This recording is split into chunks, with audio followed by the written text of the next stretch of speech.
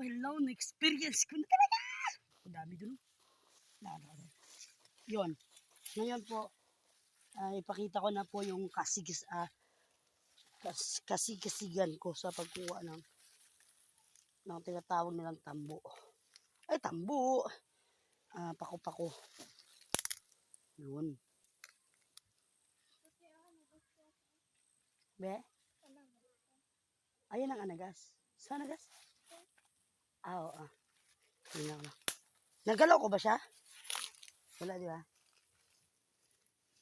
Okay. Naalala ko yun dati, yung anagas. Grabe kate. At buti na lang, si Papa may knowledge of regarding dun sa anagas. Sige ako ang kamot. Sabi ni Papa. Naano ka rin ng anagas? Ang ginawa ni Papa, hinuli daw nila.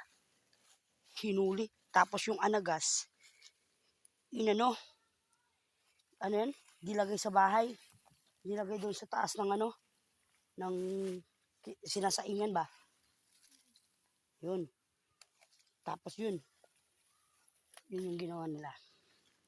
Salamat sa Panginoon, syempre, na-experience ko to. At salamat din sa ginamit ng Panginoon sa buhay ni Bea. Na-experience ko ang pagkuha ng anagas, ng pako-pako. Yan, salamat, Bea. Dahil, salamat talaga. Yan. Ito. Ganap ako ng mga bata pang anagas. Puro anagas na yung sinasabi ko. O, diya? Astig na tayo. Alam mo. Dugo na palangga. Bali, wala. Yan o. Saan? Ito. Yan.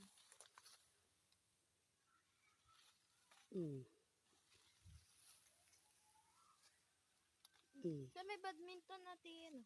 Sa? Badminton. Maglaro ka? Laro tayo maya. Wala ako badminton. Ay, wala badminton? Kala ko meron eh. Badminton tayo. Sa bahay meron sana. Kaso lang kila kuya man yun. Hindi man yun akin. Ang gusto ko rin dito kainin ba? Itong malambot na to. Then nagkakan. Crunchy ah. Bali, wala.